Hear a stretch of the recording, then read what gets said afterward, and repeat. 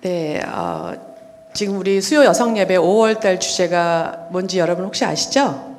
뭐래요? 나의 회복은 가정의 행복이다. 네, 이런 주제로 지금 시리즈로 계속 가고 있는 거 아시죠? 네, 다시 한번 뭐라고요? 예. 이제 그런 시리즈 중에 저한테 부탁해 오신 거는 원래는 지배함이라는 거였어요. 근데 이제 목사님하고 말씀을 나누다 보니까 지배함이 아니라 지배를, 저는 그래서 제가 뭐 누구를 지배하고 있는 걸 얘기하는 줄 알았어요. 그랬더니 이제 말씀을 나누다 보니까 지배함이 아니라 지배를 무언가에 의해서 당하고 있는 거, 그래서 삶이 구속되어 있는 거, 그런 걸 말씀하시는 거더라고요.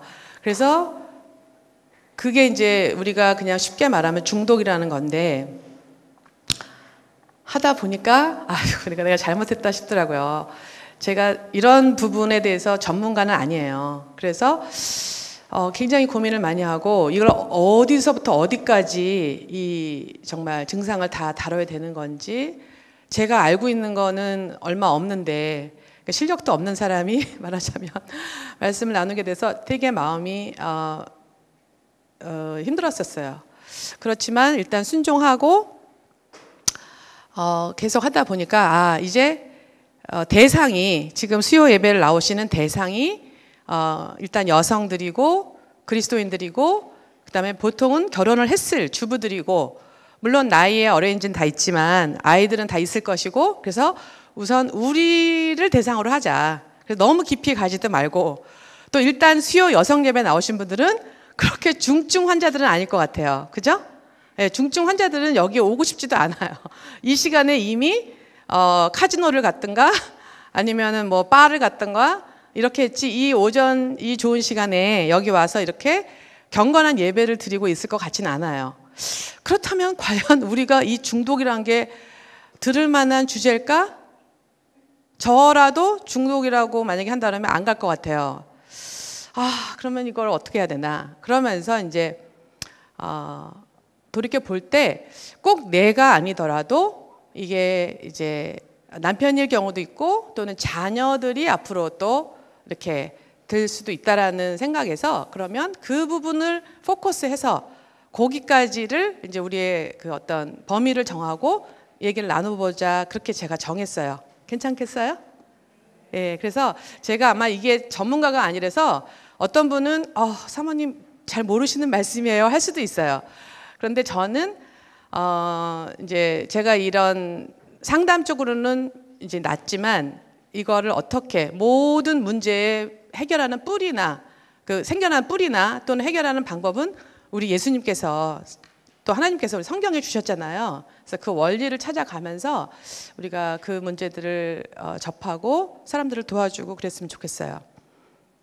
몇 년 전에 제가 그날 분명하게 기억이 되는 게 주일 아침 예배였어요. 주일 오전 예배에 이제 보통 저희들은 왜 쭉 와서 있잖아요. 그런데 2분과 3분 사이였는데, 예배가 끝나고 이제 여기 그 러비에서 이렇게 제가 왔다 갔다 하고 있는데, 한 자매님이 저를 이렇게 막 구석으로 데리고 가시더니, 사모님 기도 좀 해주세요 그러는 거예요. 그래서 왜요? 그랬더니 너무너무 화가 난 그러한 모습이었어요, 그 자매가. 그런데 자기네가 지금 부부가 교회를 오다가 싸웠다는 거예요. 그러니까 이제 아무래도 남편은 이제 예배를 들어간 것 같아요. 그리고 자매는 저를 붙잡고 왔는데 막 격앙된 목소리로 자기 남편이 드라마를 끊지를 않는다는 거예요. 거기는 또 경우가 달라서 보통은 자매님들이 드라마를 많이 보는데, 거기는 아빠가, 그러면서 이제 쭉 얘기를 하기를, 아침에 눈을 뜨면 자기는 바빠서 막 일을 나가야 되는데, 남편은 그때만 해도 이제 컴퓨터로 다운받아서 보는 게 아니라 그냥 이렇게 DVD를 꽂는 거였던 것 같아요. 그거를 킨다는 거예요. 키고는 그냥 앉아서 드라마를 본다는 거예요. 한국 드라마. 그래서 자기가 처음에는 그냥 뭐 힘들어서 그랬겠거니, 그러고서는 놔두고 계속 갔대요. 그랬는데 이게 하루 이틀도 아니고 계속 되어지니까 이제 그런 얘기가 주일날 같이 교회 오면서 얘기를 하게 됐나 봐요. 그러니까 남편이 이제 막 화를 내고 그러면서 겨우겨우 예배를 오긴 왔는데 도대체 이거는 그냥 넘어갈 수가 없다. 그러면 저한테 기도를 해달라는 거예요. 그래서 제가 그랬어요. 자매님, 혹시 남편이 왜 드라마를 자꾸 이렇게 보는지 그 이유를 한번 생각해 보셨어요? 그랬더니 자매님이 뭐 답답하니까 그렇겠죠. 그래요. 그래서 왜 답답한 것 같아요? 그랬더니 자기 남편이 직장을 잃은 지 오래됐대요. 그러니까 집에서 할 일이 없는 거예요.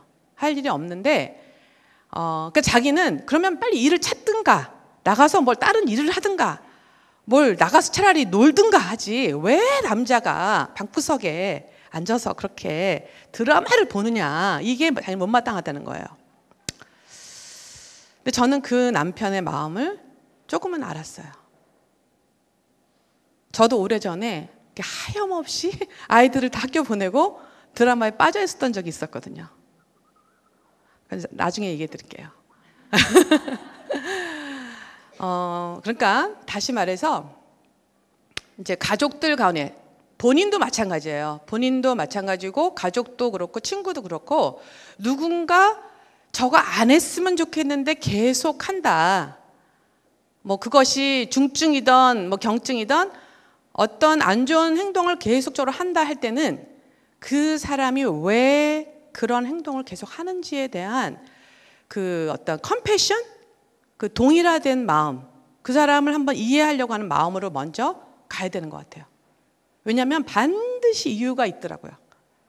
근데 그걸 갖고 그 깊은 그 문제의 원인의 얘기를 안 하고 그걸 이해하려고 안 하고 자꾸 그 행동을 고치려고만 왜 그러냐 하면서 그 사람에 대해서 그 나타난 행동을 고쳐주려고만 하면서 계속 반박을 하면 문제 해결이 안 된다는 거를 제가 살짝 느껴본 적이 있었어요.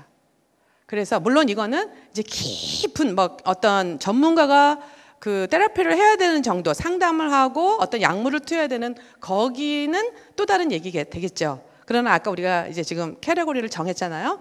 그래서 일반적으로 우리 가정 안에 아이들이나 가족들 안에 있을 수 있는 그러한 현상들에 대해서 우리가 지금 얘기를 하는 거예요. 그래서 저희가 그런 거를 한번 경험을 했고 또 그거에 대해서 빠져나올 수 있었던 경험이 있어서 제가 이제 그 자매한테 조곤조곤 얘기를 했고 지금은 너무 교회에서 봉사도 잘하시고 막 아주 정말 두 부부가 다 회복되어서 잘 섬기시는 거 보고 참 기쁜데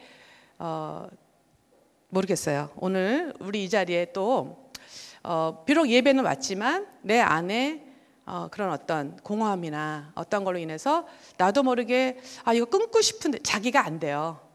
자기가 이거 끊어야 되는데 하면 그거는 이미 중독이래요. 그래서 그렇게 된 부분들을 어떻게 우리가 해결해 놨을 그 부분을 아마 제가 조금 강조해서 얘기할 것 같아요. 그래서 한번 가보겠습니다. 근데 아까 우리가 이제 본문을 데살로니가 전서를 읽었잖아요. 범사에 헤아려 좋은 것을 취하고 악은 어떤 모양이라도 버려라. 이게 이제 사도 바울이 우리에게 주신 말씀인데 이게 다른 버전으로 보면 어떤 게냐면 모든 것을 잘 살펴서 선한 것을 붙잡고 그것도 빨리 붙잡고 그 다음에 악한 것은 흉내도 내지 말아라 이렇게 돼 있어요. 그러니까 잘 살펴야 돼요. 일단 뭐가 선한 거고 뭐가 악한 건지 우리가 지금 하고 있는 모든 행동을 그냥 해야 될 게 아니라 이게 선한 건가 악한 건가를 일단 살펴야 돼요. 그래서 이게 좋은 거다 싶으면 빨리 붙잡고 그걸 하셔야 돼요. 망설이지 마세요. 좋은 일에 대해서는 망설이지 마세요. 수요 여성 예배 올까 말까 망설이지 마세요. 선한 거면 그냥 오시면 돼요. 그런데 그것이 악한 일이다 할 때는요, 작은데, 그러니까 시작될 때 빨리 버리셔야 돼요. 근데 여기서 뭐라 그러냐면 흉내도 내지 말래요. 그러니까 아이들이 막 그 TV 보고 막 이러면 어렸을 때 담배 피는 거 막 흉내 내고 그러잖아요. 술 먹는 거 막 하면서 흉내 내잖아요. 근데 어른들은 그거 막 잘한다 그러고 귀엽다 그러고 막 그러는데 악한 행동은 흉내도 내지 말래요. 흉내를 내다가 아마 잘못될 수도 있기 때문에 사도 바울이 우리한테 미리 그렇게 경고를 하신 것 같아요. 그런데 이제 그렇게 아이들이나 내 자신이나 남편에 대해서 흉내를 내고 악한 것을 행할 때 우리의 태도가 굉장히 중요해요. 예. 그거는 이제 뒷부분에서 얘기하겠습니다. 그래서 제가 한번 찾아봤어요. 중독은 무엇을 중독이라고 하는가 봤더니 중독은 일단 중독의 진단을 한번 볼게요. 중독을 어떤 걸 중독이라냐 잘 보이세요? 글씨가 좀 작죠? 자, 똑같은 시간이나 동일한 양으로 만족하지 않을 때, 끊으면 불안할 때, 요게 저는 커피인 것 같아요. 끊으면 불안해요. 하지 않으면 못 배기는 거, 거기까지 가면 중독이래요.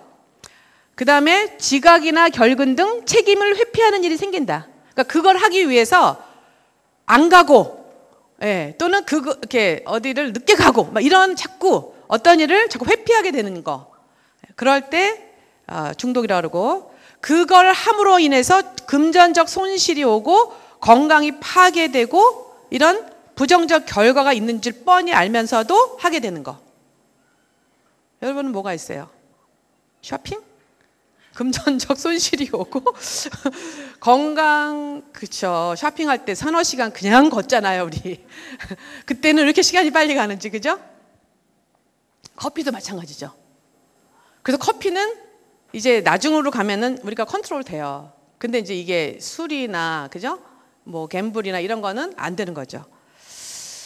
주변 사람이 비난하거나 심한 잔소리를 해도 아랑곳 안 하고 나는 이걸 해야만 살 것 같은 거. 자신의 상태를 스스로 파악하지 못하고 인정하려고 안 해요. 내가, 사람들이 왜 그렇다는 거, 술 먹는 사람들이 그렇다는 것 같아요. 너 술 취했어. 그래도 인정 안 한대요. 나 술 안 취했어. 안 취했어. 이런대요. 자꾸 핑계가 생기는 거죠. 그리고 본인은 정상이라고 생각하고 싶고. 그 다음에 집중력 감소와 산만함 등으로 인해서 예전에 잘하던 일을 이제는 잘하지 못하는 정도. 이거에서 아마 이제 커피나 알코올이나 좀 구별이 가는 것 같아요. 그죠? 예. 커피는 그 정도는 아니잖아요. 그러니까 이 농도가. 그 다음에 법적 문제, 즉 음주운전을 한다거나 폭력을 한다거나 횡령, 사기, 간음의 문제가 계속 일어나는 거. 그런 문제가 따라와요. 그러면 이거는 분명히 안 좋은 그 중독이구나, 이걸 알 수 있죠. 그 다음에 인간 관계가 파괴돼요. 즉 가족이나 친구나 동료들 등 대인 관계가 이제 서서히 파괴되기 시작해요. 그래서 웬만하면 우리가 같이 살 수 있는데, 웬만하면 지낼 수 있는데, 그게 너무 심하고 계속해서 이 사람으로 인해서 생겨나는 문제들로 인해서 가족들이랑 떨어져야만 되는 그러한 이제 상태까지 가면은 깊은 중독이라고 말할 수 있겠죠. 그러나 이제 모든 행동이 다 악한 것과 선한 것을 공존하는 것 같아요. 이제 제가 예를 들어 봤는데 운동 어때요? 어떤 사람한테 운동은 좋은 거예요. 근데 어떤 사람한테 운동은 중독이에요. 그걸 안 하면 못 배겨요. 그리고 이 운동을 자꾸 하려고 하는 그 깊은 내면의 출발이 뭐였는가? 내가 내 몸을 건강하게 만들어서 주의 일을 하는데 정말 몸을 만들기 위해서 그걸 했다. 그럼 그건 중독이 아니에요. 그런데 내 안에 허전한 마음 또는 육적으로 내 어떤 소욕을 채우기 위해서 그렇게 시작된 운동들은 이제 다른 걸로 계속해서 파생되는 문제로 나가게 되겠죠. 또 쇼핑도 마찬가지예요. 쇼핑 우리가 필요에 의해서 하게 되잖아요. 그죠? 그리고 때로는 기분 전환을 하는 거예요. 여자들은 그냥 우리 아이 쇼핑 하자. 네, 기분 전환. 뭐 하나 사면 그냥 많이 세일하는 거 사면 기분 좋잖아요. 하나 사가지고 오면. 그런데 이제 이게 쇼핑이 통제가 안 될 때, 그리고 어느 상황이 되면은 중독이라고 하냐면 무언가를 숨겨.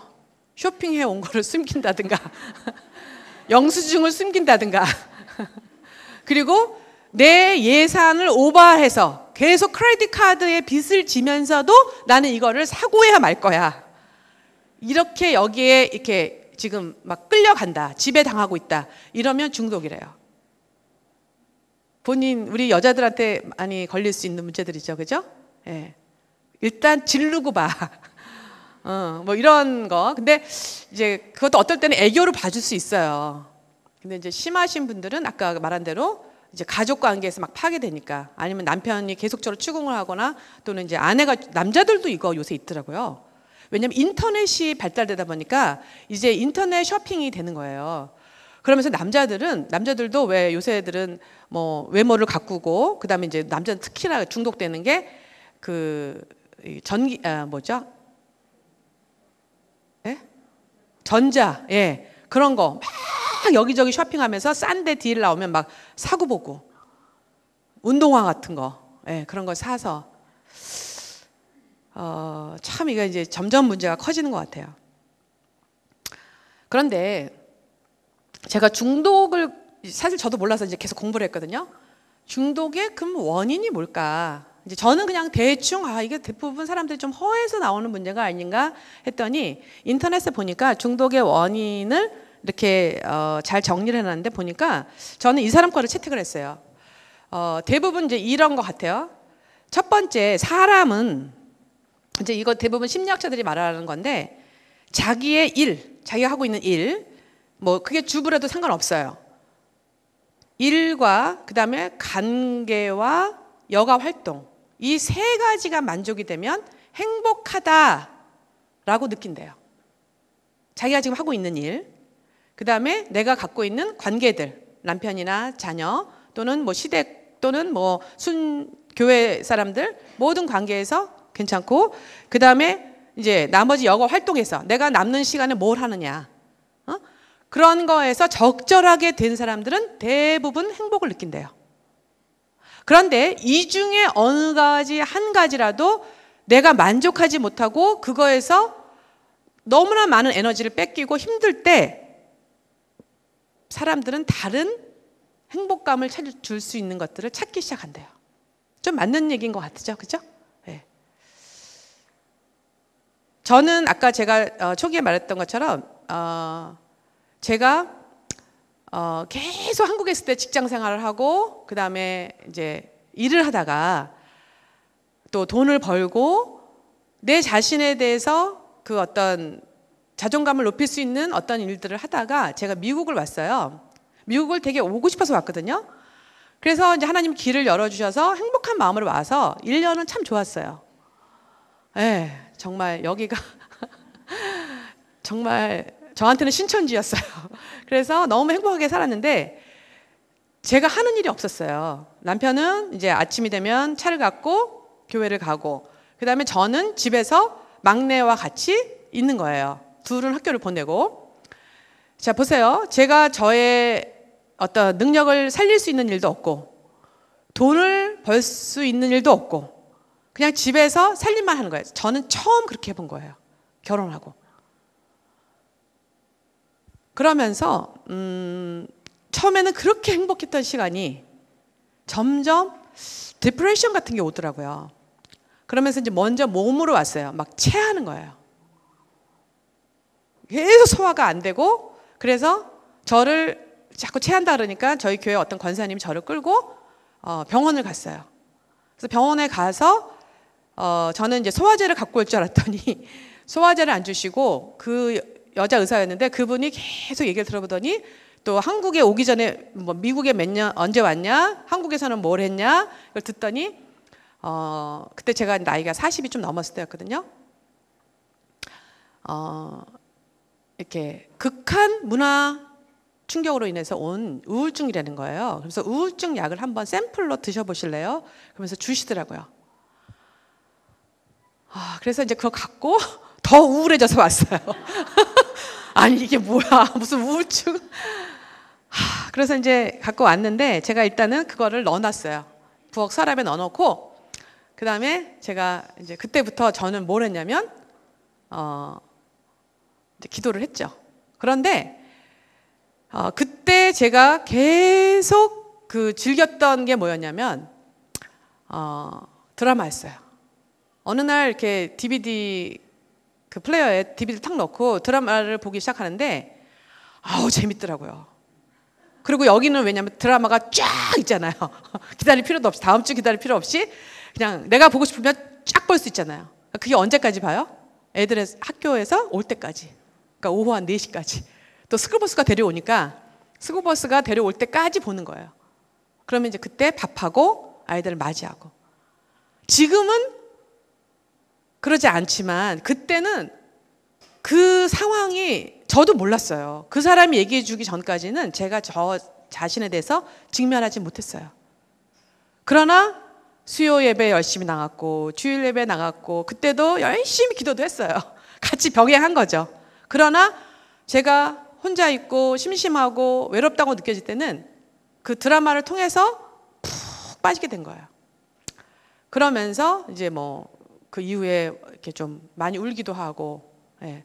그러나 이제 그게 서서히 기도 가운데 치유가 되는데, 하여간 이렇게 그 내가 지금 원하는 일을 하고 있지 않을 때, 하고 싶은데 하지 않을 때는 이러한 다른 데에서 만족을 느낄 수 있는 어떤 걸 찾을 수 있다는 거를 제가 그때 알게 된 거예요. 물론 나는 전업주가 너무 좋아, 나는 아무 일 안 하는 게 너무 행복해, 이런 사람은 그렇지 않겠죠. 예. 마찬가지로 인간관계도 마찬가지인 것 같아요.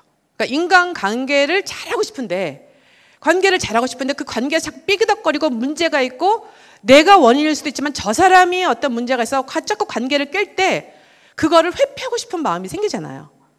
그리고 관계에서 문제가 생긴 사람들은 대부분 관계로 또 풀어요. 잘못된 만남이 거기서 시작되는 거예요. 참 신기하지 않아요, 사람은? 그래서 자기를 이해하지 못하는 배우자를 와의 관계에서 생겨난 문제를 또 다른 만남을 통해서 자꾸 이해받기 원하는 거예요. 그래서 아마 남자들이 술이 좋아서 술을 먹기도 하지만 그러한 상대를 만나기 위해서 술을 먹는 것 같아요. 여기는 회사 끝나고 나서 술 문화가 아니지만 한국 드라마 같은 거 이렇게 보다 보면 진짜 퇴근하고 다들 왜 이렇게 술집들을 많이 가는지 모르겠어요. 그죠?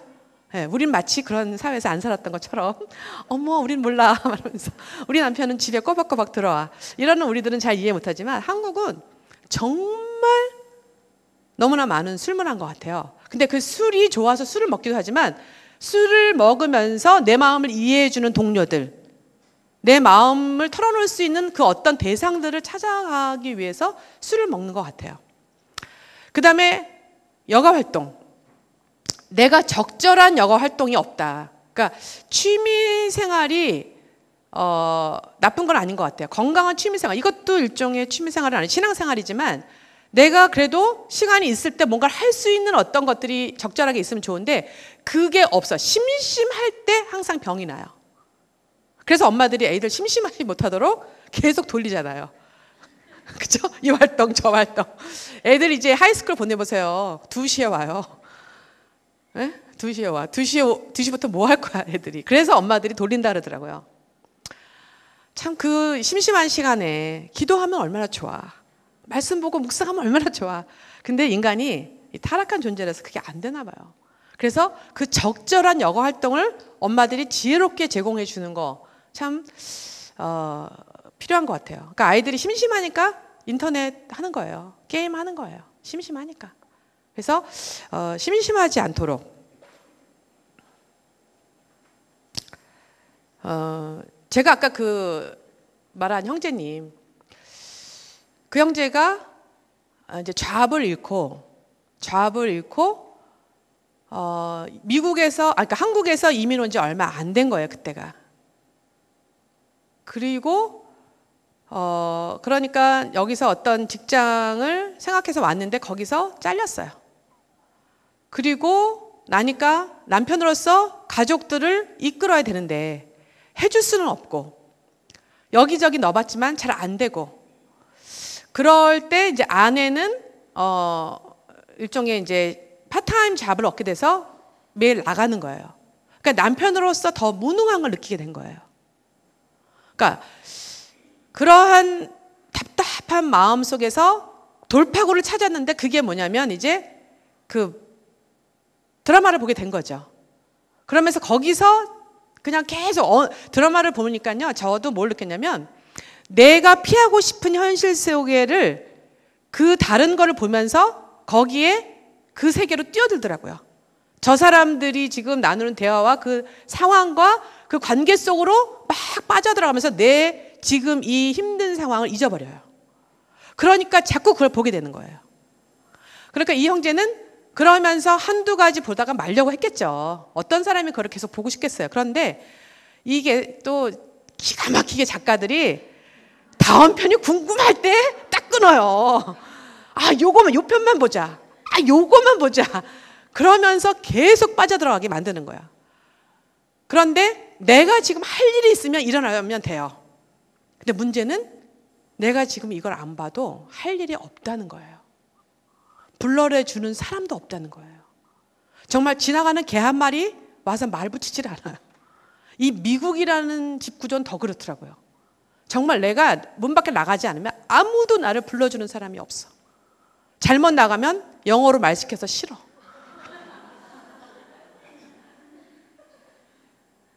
그러니까 산책도 하루 이틀이고 한두 시간이지. 그러니까 내가 이거를 지금 끊어도, 그러니까 안 봐도 할 일이 없다는 게 문제인 거예요. 그러니까 계속 그걸 보게 되는 거예요. 그리고 요새 또 뭐가 재밌는 게 있나? 컨트롤이 나중에는 안 되는 것까지 가요. 그래서 이제 뭐 드라마라는 거는 그래도 뭐 일이 생기고 다른 거가 회복이 되면 또 끊을 수 있는, 얼마든지 끊을 수 있는 건데, 문제는 이제 심각한 것들이죠. 술이나 뭐 이제 담배도 마찬가지고, 담배는 또 좀 다른 얘기가 될 것 같고, 그 다음에 이제 중요한 게 마약이나 이제 갬블 같은 거, 그런 것들은 이게 항상 처음에 조금만이잖아요. 조금만, 한 잔만. 그 다음에 뭐 예를 들어 100불까지만.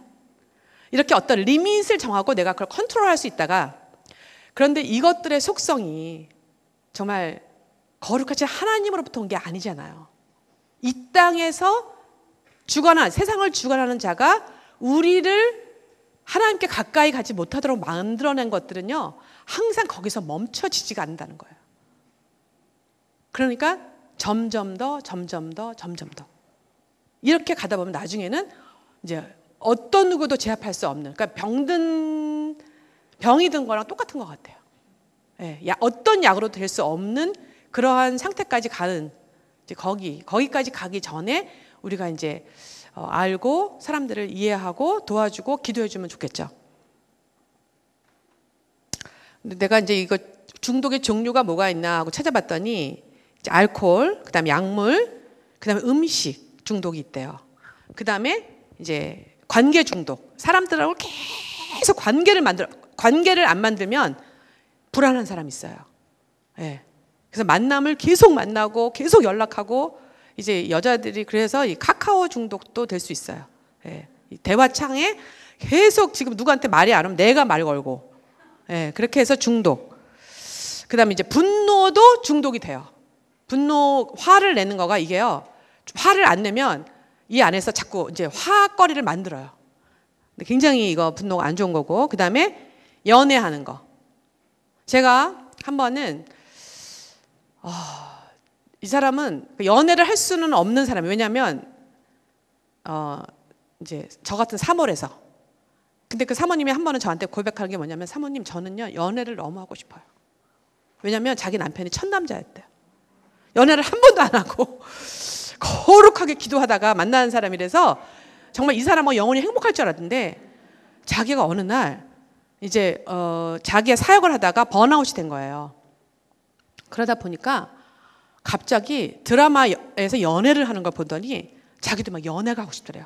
막 가슴 설레는 연애가 하고 싶대요. 그래서 어떻게 되냐면 연애하는 드라마와 영화만 본대요. 대리만족. 그래서 거기서 막 남자랑 여자랑 막 그 수박꼭질하면서 이렇게 가슴 설레는 대화를 나누고 막 이러면 자기도 막 자기가 연애하는 것 같이 설레고. 그래서 이제 어떻게 했으면 좋겠냐고. 그래서 예수 이름으로 떠나갈지어다 이럴 수는 없잖아요. 그래서 이제 제가 방법을 얘기해 줬죠.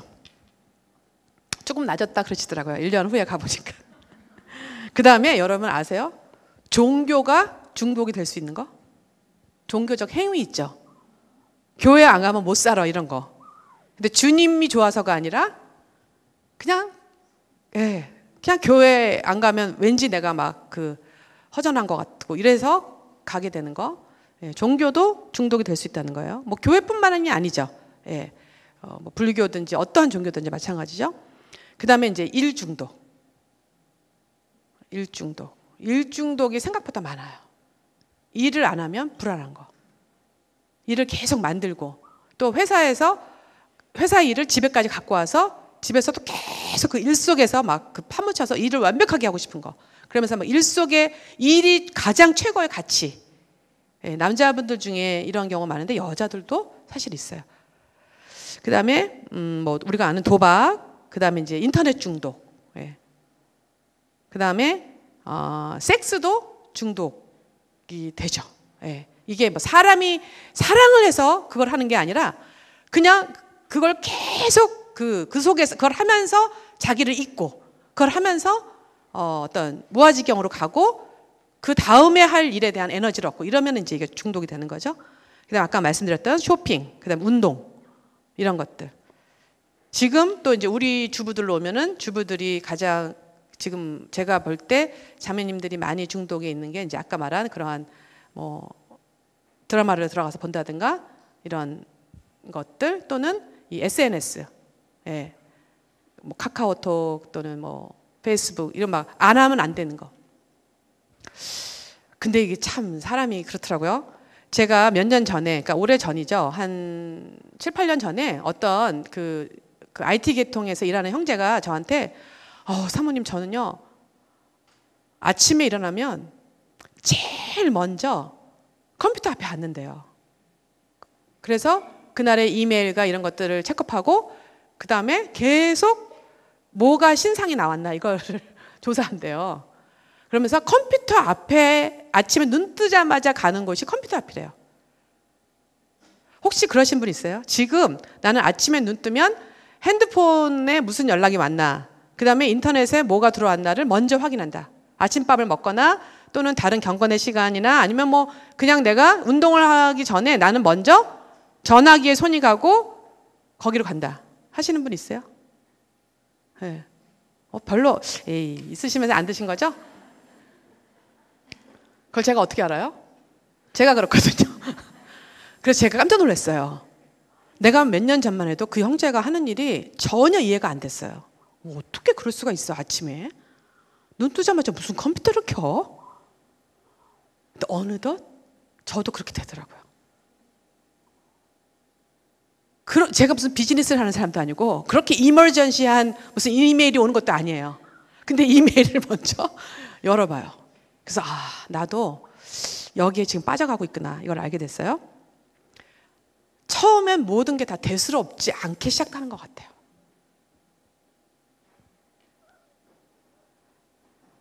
근데 그거를 조심해야 되는 거죠.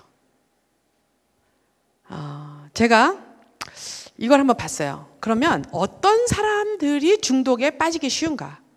모든 사람이 다 중독에 빠지는 거 아니에요. 모든 사람이 일을 잃었다고 해서 그렇게 다른 거에 중독되는 거 아니에요. 모든 사람이 관계가 파괴됐다고 해서 그 파괴된 관계를 다른 관계에서 대치하는 거 아니에요. 그죠?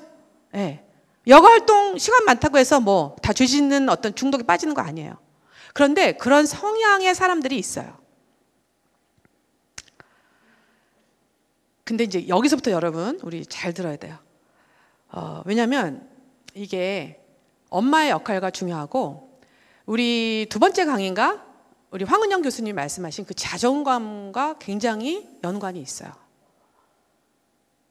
왜냐하면 이제 자존감으로 인해서 그 사람이 만들어지는 거고 그 자존감이 얼마나 건강한가 그렇지 않은가에 따라서 내가 이제 그러한 어려움의 시간들을 부딪혔을 때 일이나 관계나 어떤 어려움을 부딪혔을 때 내가 자존감이 어떠냐에 따라서 그걸 해결하는 능력들이 이제 달라지는 것 같아요. 그렇죠?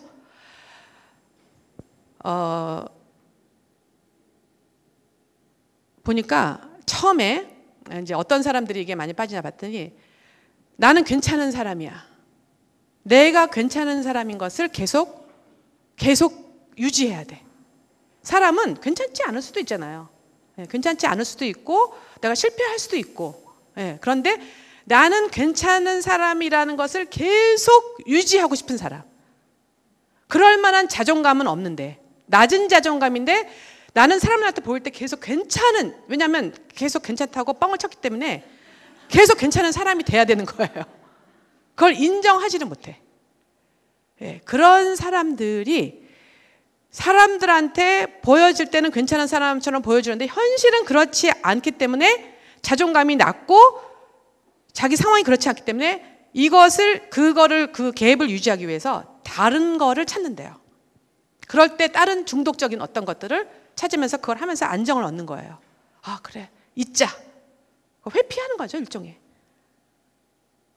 근데 이게 어디서 왔나 봤더니요, 나는 괜찮은 사람이야 라는 거짓 메시지를 계속 누가 줬냐면 부모가 줬을 가능성이 많아요. 왜냐하면 조건적인 사랑을 줬기 때문에. 너 이렇게 하면 너는 상 받아. 너 이렇게 하면 엄마가 뭐 해줄게. 네가 이렇게 잘하면 우리가 뭐 해줄게 라는, 자꾸 좋으면, 괜찮아지면, 네가 좋은 사람이면, 성공하면, 뭘 해서 이기면, 이런 식으로 조건적인 사랑을 자꾸 준 사람은 그 아이의 자존감이 낮고, 그러면서 나중에도 뭐냐면 나는 계속 엄마가 원했던, 부모가 원했던 그 괜찮은 사람의 수준으로 가기 위해서 자기 자신을 숨겨요. 근데 숨기는 상태로 그냥 있지 못해요, 이런 사람들은. 자존감이 낮기 때문에. 그래서 뒤에서 뭔가 다른 일을 벌려요. 그게 중독인 거예요. 게임에 빠지거나 뭐 이렇게. 그래서 부모의 일관적이지 않은 사랑과 그 다음에 거짓된 메시지. 그 아이가 잘못해도 우리 사랑스럽잖아요, 사실. 그런데 자꾸 조건적인 사랑. 오, 이렇게 잘했어? 너무 잘했다. 엄마가 상 줄게. 이제 이런 메시지는 조금 우리가 생각해 봐야 되겠다는 거죠. 엄마는 네가 못해도 너를 사랑하고 못해도 그거 사줄게. 저도 자꾸 내 마음에서 뭐가 올라오냐면 우리 막내가 지금 11학년인데 얘가 지금 선교를 하고 싶어요. 근데 자꾸 조건을 걸고 싶어. 얘가 지금 제일 원하는 게 선교이기 때문에 네가 공부를 예를 들어 학점을 뭐 얼마를 가져오면 너도 네 일을 잘해야 엄마도 돈을 풀 거 아니니, 뭐 이런 식으로. 사실 그거 아니잖아요. 근데 제가 자꾸 그렇게 말하고 싶으면 욕심이 여기까지 나와요. 네가 선교 가기 전에 방을 완벽하게 치워, 뭐 이런 식으로.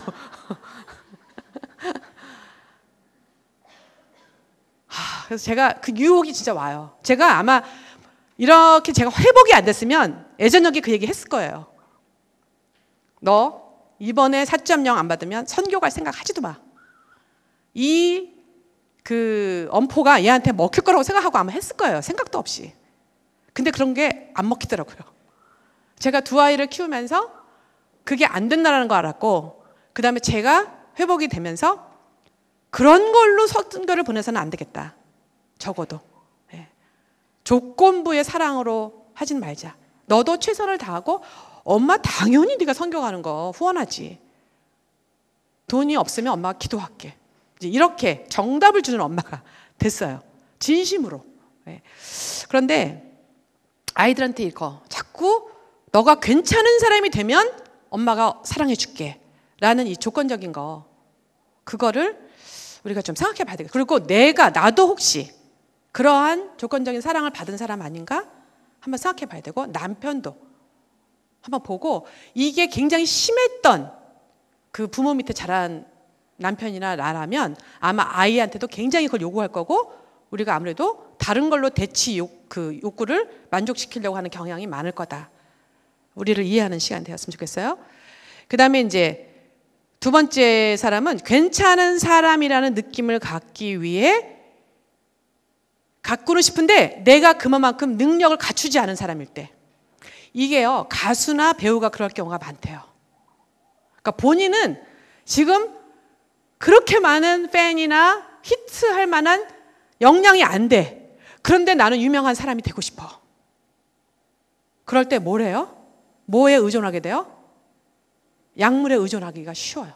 약물에 손을 뻗기가 쉬워요. 운동선수도 마찬가지죠. 내가 지금 막 엄청난 그 실력을 발휘해서 그 사람들이 원하는 거기까지 가고 싶은데 그게 지금 그럴만한 실력이 안 되는 거예요. 그러면 이거를 그 실력이 안 되는 걸 뭐냐면 약물로 실력을 끌어올리는 거죠. 그래서 이제 도핑 테스트에서 걸리고 하는 게 그 사람 그 1등 안 해도 되면 사실 그거 안 먹었을 거예요. 그죠? 가수가 그렇게 막 유명하게 막 엄청난 팬들로 그렇게 히트작을 못 내도 괜찮다. 그런 사람이면 약 먹고 음악 안 하죠. 근데 자꾸 그 요구에 그걸 계속 부응을 해야 되기 때문에 그 실력을 안 되니까 이제 약물의 힘을 의존해서 뭐 미친 듯이 그걸 하는 거죠. 그래서 누군가가 열렬하게 뭐를 요구하면 사람들로 하여금 그거를 해내도록 뭔가를 지금 자꾸 자극시키는구나.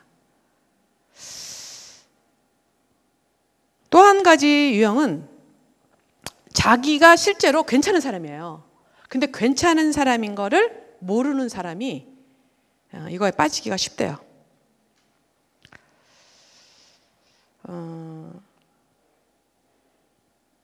이게 이제 여기서 자존감이랑 연관이 되는 거죠. 근데 제가 우연히 어떤 거를 보다가 저 글귀를 봤어요. 저거 미리 내놓으면 안 되는데. 내가 문제를 내려고 그랬는데. 그 사람이 뭐라고 딱 했냐면 이 세상에서 가장 좋은 엄마는 누구일까요? 그래서 저도 이제 그때 막 생각을 했죠. 가장 좋은 엄마? 뭘까? 뭔지 이렇게 생각했는데 그분은 딱 이렇게 얘기하더라고요. 조건 없는 사랑을 주는 엄마. 근데 그러고 나서 보니까 우리가 얼마나 애들을 조건부로 키웠는가. 내 마음은 그건 아니에요. 얘가 그거를 하던 안 하던 그 일을 해내던 안 해던 나는 얘를 사랑할 거야. 근데도 우리의 언어 속에서 아이들한테 얼마나 조건적인지 몰라요. 여러분 아마 어린 자녀 키우는 분들 집에 가서 엄마가 내가 하는 얘기를 가만히 검토해 보세요. 네가 밥 먹으면 뭐 하자. 네가 뭘 말 잘 들으면 게임하게 해줄게.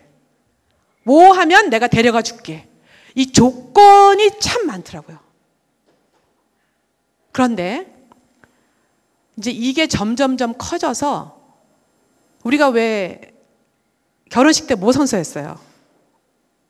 가난하거나 부하거나 병들었을 때나 건강했을 때나 또 뭐가 있나? 검은 머리가 팥불이 되도록 내가 당신만을 사랑했습니다. 사랑하겠습니까? 네 하고 대답을 했잖아요. 근데요, 제가 교회에서 이혼하는 사람들을 볼 때 대부분 이 조건이 안 맞아서 이혼하는 경우가 많아요.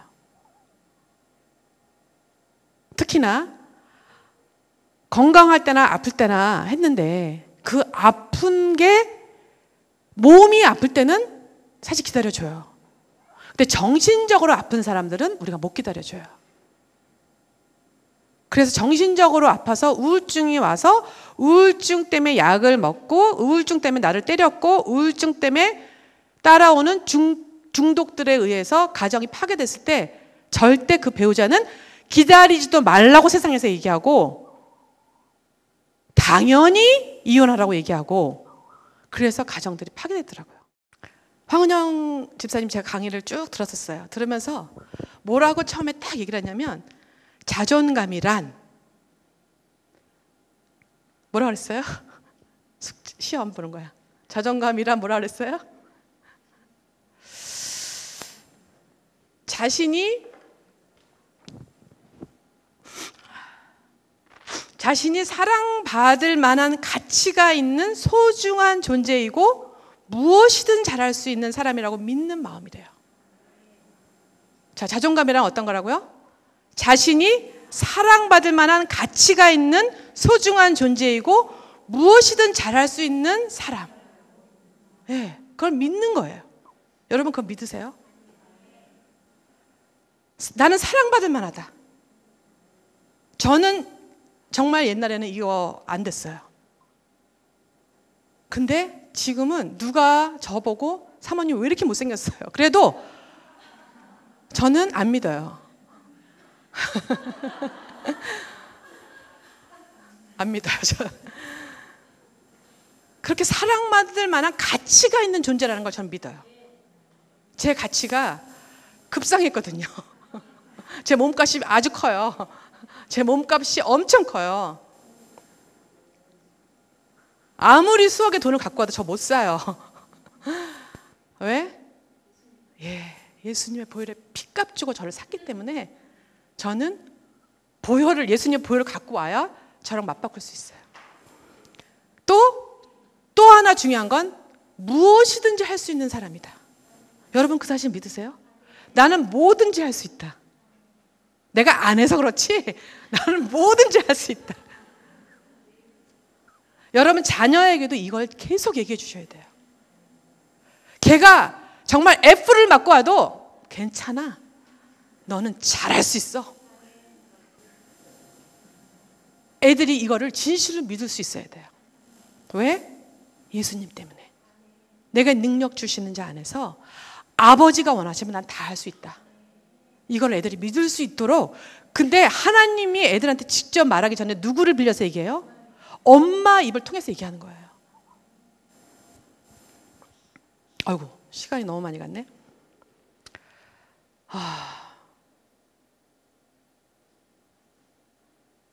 네. 그래서 이 자존감이 너무 중요하더라고요.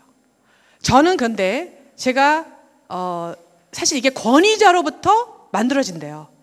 아이가 자라나면서 자기한테 주어진 부모나 그저 선생이나 또는 부모가 없으면 할머니 할아버지나 자기에게 권위 있는 사람으로부터 이게 만들어지는데 저는 저희 아버지가 일찍 돌아가시면서 외어머니를 통해서 이러한 자존감을 건강하게 세워줄 그게 없었어요. 근데 제가 이 자존감이 믿음이 좋아지면서 그냥 저절로 생긴 건 아니에요. 제가 이거를 준비하면서 가만히 생각해 봤더니 저는 옛날에 제가 음치인 줄 알았어요. 근데 음치가 아니라 약간의 음을 잘 다스리지는 못하지만 그래도 노래를 지금 너무 즐겁게 하는 이유는 제가 4학년 때 저희 선생님이 불러다가 저를 이렇게 풍금을 치면서 노래를 가르쳐 주셨어요. 저를 참 이뻐하셨거든요. 왜 저를 이뻐하셨는지 모르겠어요. 그때 당시 저희 아버지가 돌아가셨어요. 그래서 그랬는지 모르지만 저희 그 4학년 때 담임 선생님이 오수자 선생님이에요. 그 오수자 선생님이 저를 불러다가 집에서도 늘 노래를 가르쳐 줬어요. 그래서 너 노래 목소리 좋다? 너 노래 잘해. 그러면서 저는 계음도 잘 몰랐어요 그때. 그런데 노래를 가르쳐 주셨어요. 제가 그 이후로 합창반도 들어가고 정말 나중에 고등학교 때는 애들한테 팝송을 가르쳐 주는 정도로 정말 노래를 좋아하는 사람이 됐어요. 그 선생님하고 저 지금도 연락이 돼요. 너무 감사한 선생님 중에 한 분이고 또 한 분은 저는 제가 초등학교 때 다니던 교회의 주일학교 선생님 김재수 장로님 이름도 안 잊어버려. 그 장로님이 저희 아이들 한 5명을 놓고 기도를 하면서 정말 중보기도 많이 해주셨어요. 주일학교 선생님 너무 중요해요. 그러면서 저한테 제가 아버님이 안 계셔서 그랬는지 저한테 자존감 높여주는 말을 그렇게 많이 했어요. 정미야, 너는 정말 하나님이 사랑하는 딸이야. 너는 큰 일을 할 거야. 너는 능력이 많은 애야. 이런 얘기를 매주 얘기를 해보세요. 처음에는 안 믿었죠. 근데 이게 제 안에 계속 걸음이 됐던 것 같아요. 근데 이것을 꽃피워준 사람 누굴까요? 저희 남편이에요. 저희 남편이 저를 제 안에 있는 그 어떤 그 밑에 있는 능력을 뭐라 그러죠?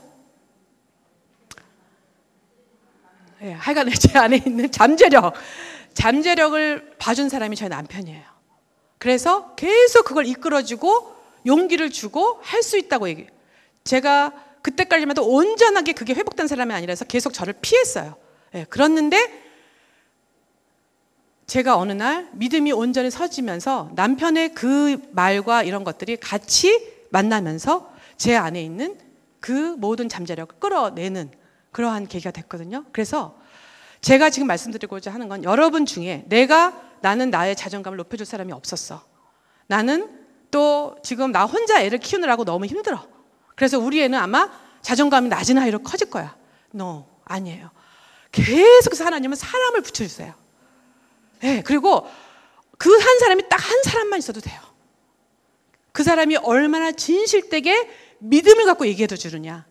이걸로 인해서 그 사람이 건강한 자존감을 가지면 그 사람은 이제 이렇게 내가 어떤 그 인생의 가운데 힘든 일, 아까 말한 뭐 일이나 또는 관계나 또는 어떤 주어진 시간에 그 어려움들이 막 차가울 때도 자존감 높은 사람들은 그 일을 대체할 다른 건강한 일을 찾게 되는 거예요. 제가 빨리 결론을 내야 되는데 목사님 나중에 잘 잘라주세요. 네.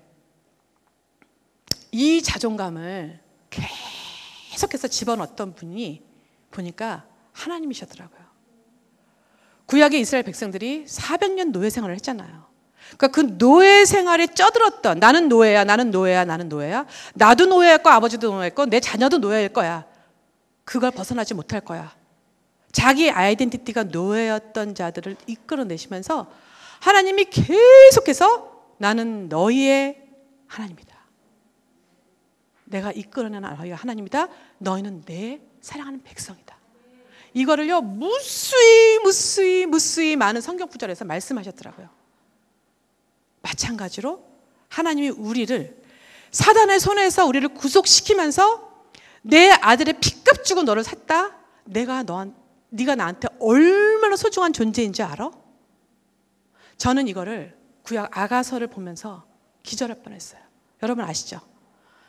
구약 아가서 4장 7절 제가 제일 좋아하는 구절이고 제가 아무리 힘들어도 제가 이 말씀을 내가 지금 믿고 있는지 안 믿고 있는지를 저희 믿음의 바로미터로 삼아요. 뭐예요? 같이 한번 읽어볼까요? 나의 사랑 너는 어여쁘고 아무 흠이 없구나. 저는 제가 힘들 때 이걸 한번 되새어봐요. 나는 어여쁜 존재인가? 나는 아무 흠이 없는가? 뻔뻔하죠? 그렇게 말할 수 있다면 뻔뻔한 것 같아. 근데 저는 뻔뻔하기로 했어요. 그리고 이게 의지로 된 게 아니라 믿음으로 저는 뻔뻔해졌어요. 저는 누가 뭐래도 이 세상에서 주님이 보시기에 가장 어여쁜 신부예요. 그리고 저는 아무 흠이 없어요. 흠 없어요, 저. 흠 찾아보세요. 주님의 보혈로 다 가려워졌어요.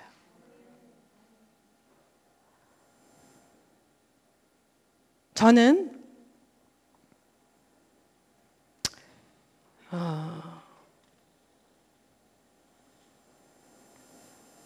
이 땅에서의 성도의 삶, 그거를 요약하는 걸 좋아해요. 제가 요약한 건 이거예요. 그리스도인의 삶이란 뜨거운 사랑으로 신랑을 기다리는 순결한 신부로 단장이 되는 시간이에요. 지금 우리가 여기서 이렇게 예배하고 오늘 하루를 지내는 이 하루, 이것도 마찬가지로 뜨거운 사랑으로 주님을 기다리면서 다른 걸로 단장하는 거 아니에요. 뭐 일을 하고 뭐 어떤 걸 하고 이것저것 바쁘고 이게 아니라 내가 오늘도 거룩한가, 순결한가. 하나님이 우리에게 원하시는 건 뭐래요? 순결이래요. 고린도후서에서 사도 바울은 뭐라고 말씀하셨냐면 내가 하나님의 열심으로 너희를 위하여 열심을 내노니 내가 너희를 정결한 처녀로 한 남편인 그리스도께 드리려고 중매함이라 그랬어요. 우리를 지금 중매하시기 위해서, 그죠? 사도 바울이 그리스도 앞으로 우리를 자, 이 신부 어떻습니까?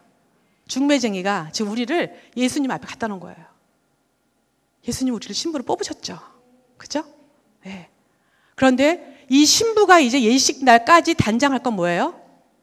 드레스 맞추고 반지 뭘로 할까? 응? 여러분 그런 거 아무 준비할 거 없어요. 누가 준비해요? 주님이 다 준비하고 계십니다. 만찬 테이블 무슨 컨셉으로 할까? 여러분 걱정 안 하셔도 돼요. 주님이 다 하고 계세요. 우리가 이 땅에서 준비하고 단장하는 건 뭐예요? 순결이에요. 그래서 매일매일의 기도 속에 나는 지금 죄로 씻겨나갈 건 없나? 우리는 온몸을 다시 씻을 필요 없다 그랬어요. 이제는 우리는 더럽혀진 발만 씻으면 돼요. 뭘로 씻어요? 예수님의 보혈로. 보혈을 그냥 주신 게 아니에요. 보혈만 그냥 찬양하고 끝내라는 게 아니에요. 그 보혈을 갖고 매일매일 돌아가서, 그리고 죄를 진 그 순간, 누구를 미워한 그 순간, 어떤 유혹에 잠깐 템테이션을 얻었던 그 순간, 내 안에 깊은 죄의 뿌리들을 보고 주님의 보혈로 씻어내는 거예요. 또 생명수로 나를 계속해서 채워나가는 거예요. 그러면 어느 날 내 안에 죄를 짓고 싶었던, 또는 내가 중독으로 가고 싶었던 그 유혹을 이를 악물고 끊어내려고 하는 게 아니에요. 아까 제가 얘기했잖아요. 그 뿌리들은 지금 곤고해요. 뭔가가 그 사람에게 그런 뿌리를 줬던, 그 깊은 곤고 속으로 들어가려고 그게 만들었던 뭔가가 있었어요. 내 자신도 마찬가지예요. 내가 왜 자꾸 이런 템테이션이 올까? 유혹이 올까? 왜 자꾸 나는 쓸데없이 이거에 빠져들어갈까? 왜 유익하지도 않은데 인터넷으로 시간을 보낼까? 왜 쇼핑을 하지 않으면 나는 힘들까? 이제 어느 날 시간을 잡고 앉으셔야 돼요. 앉아서 주님과 한번 대화를 나눠야 돼. 내가 주님, 오늘 내가 왜 그걸 하지 않으면 나는 이렇게 힘들까요? 내 그 깊은 옛적 자아를 향해서 그것을 틈타고 들어왔던 죄들을 향해서 깊이 뿌리를 씻어내는 기도를 하셔야 돼요. 그게 한 번 했다고 되는 게 아니에요. 그 중독이 심하면 심할수록 그 시간을 깊이 매일매일이 중요해요. 매일매일 보혈로 씻어내다 보면 어느 날 그게 재밌지가 않아. 재밌지가 않아. 그 시간에 기도하는 게 더 나아. 그 시간에 예배 자리를 오고 싶어. 여러분의 자녀가 만약에 지금 아이들이 뭔가를 지금 공부를 안 하면서도 이걸 빠져나가지 못한다. 막 나무라지 마시고요. 이 아이가 왜 그렇게 됐는지를 한번 생각해 보시고 기도해 보세요. 그리고 내가 혹시 준 뿌리는 없나?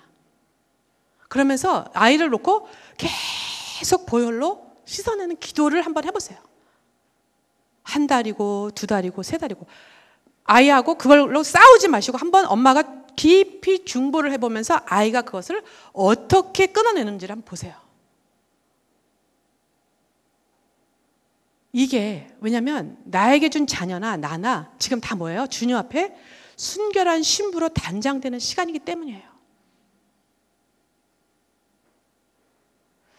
그 다음에 마지막으로 저는 제가 어떠한 중독에 빠졌다 할 때요. 그거를 해결했던 가장 좋은 키는 주님을 사랑함으로 여기서 헤어나게 됐어요. 저는 우리가 왜 사랑한다는 말을 많이 해요. 주님 사랑해요. 근데 내가 어느 날 주님을 정말 사랑하는가? 내가 온 마음과 힘과 정말 모든 걸 다해 사랑하는가? 그런데 그걸 잘못 알고 있었어요. 내가 주님을 위해서 열심히 일을 하면 그게 주님을 사랑하는 줄 알았어요. 근데 일 말고 그냥 내가 내 첫사랑을 또는 내 사랑하는 남편을 사랑했을 때만큼 주님을 사랑하는가? 주님을 그렇게 보고 싶어 했는가? 주님 이름만 불러도 가슴이 설레었나? 근데 아니더라고요. 주님은 그러기에 너무 먼 제3자야. 그래서 이 사랑을 달라고 기도했어요. 하나님, 저는 주님을 이렇게 사랑하고 싶습니다. 내가 정말 신랑을 기다리듯이, 내가 정말 내 남편을 정말 애잔한 마음으로 매일 보고 싶고 전화 안 하면 못 견디고 그렇게 보고 싶어 했던 것처럼 내 남편을 사랑하는 마음을 예수님하고 하고 싶습니다. 이 기도를 했어요. 근데 어느 날 그게 되더라고요. 여러분 그 기도 한번 해보셨어요? 그래야 뭐 신랑을 기다릴 거 아니에요. 그런데 그 사랑이 어느 날 오면서 제가 주님하고 이름을 부르고 찬양을 하는데 정말 이 가슴이 막 이 찌릉찌릉 하면서 주님이 너무너무 보고 싶은 거예요. 그런 사랑을 하기 시작하면서 제가 어떤 변화가 왔냐면 사랑하는 주님을 위해서 나를 건강하게 지켜가야 되겠다. 사랑하는 주님을 만나려면 내가 몸과 마음과 영이 건강해야 되겠다. 주님을 위해서 단장하기 시작했어요. 주님을 위해서 건강식을 먹기 시작했어요. 주님을 위해서 마음에 힘든 것들을 씻어내기 시작했어요. 주님을 위해서 내 안에 계속적으로 반복적으로 일어나는 분노를 씻어내기 시작했어요. 왜냐하면 사랑하는 주님이 그걸 싫어하시니까.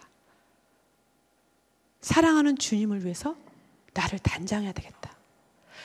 저의 회복의 키워드는 사랑이에요. 사랑, 내가 주님을 사랑하기 때문에. 근데 이거는요, 정말 여러분 이 세상에서 남편이나 사랑하는 사람을 느끼게 한 이유가 있어요. 그 남편 영원히 가는 거 아닌 거 아시죠, 여러분? 그러니까 적당히 관계를 하세요. 너무 그렇게 잔소리하지 마세요. 그 남편 아니면 죽고 못 산다. 뭐 그것 좋은데 그런 사랑을 해본 사람은 주님을 그렇게 사랑해요. 거기까지 가게 해달라고 기도해 보세요. 주님, 나 주님하고 그렇게 사랑하고 싶어요. 밤마다 보고 싶어 하고 싶어요. 꿈에서라도 만나고 싶어요. 주님하고 진짜 나 입 맞추고 싶어요. 유행가 가사가 다 주님하고 연결되고 싶어요. 그 사랑 한번 해보셔야 돼요. 그러다 보면 정말 주님을 위해서 실제로 내 몸과 마음과 영을 깨끗하게 하고 싶어요. 그러면 내가 옛날에 기대어서 즐거움을 누렸던 주님 말고 내가 누렸던 평안과 즐거움이 더 이상 나도 모르는 사이에 즐거움이 아닌 시간이 오더라고요.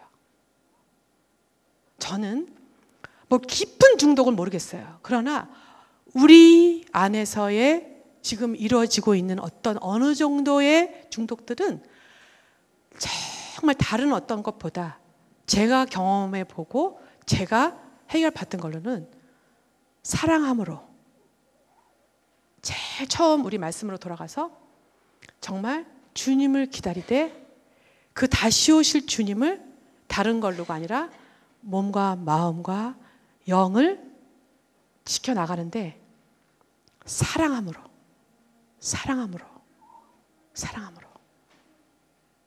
베드로에게 주님이 물으셨죠. 네가 나를 사랑하느냐?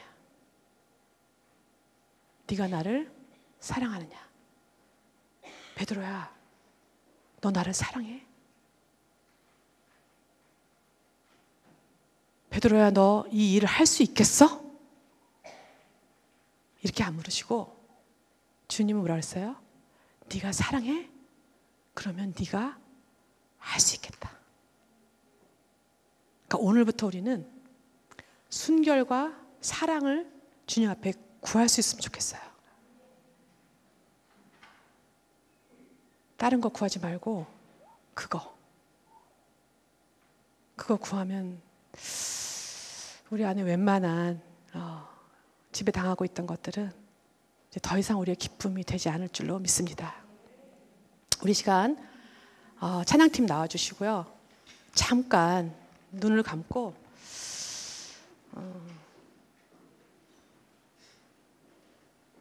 기도했으면 좋겠어요. 그냥 내 눈앞에 지금 주님이 서 계시다 생각하고, 어떤 분에게는 주님이 바로 정말 눈앞에 있을 수도 있지만 어떤 사람한테는 주님이 저 멀리 계신 것 같은 느낌이 올 수도 있어요. 그러나 우리의 고백이 주님, 저 정말 주님을 사랑하고 싶어요. 그래서 주님을 사랑했기 때문에 내 안에 더 이상 이 세상의 즐거움이 더 이상 즐거움이 아니었으면 좋겠어요. 이런 고백. 그런 고백으로 주님 앞에 기도하며 나아갔으면 좋겠습니다.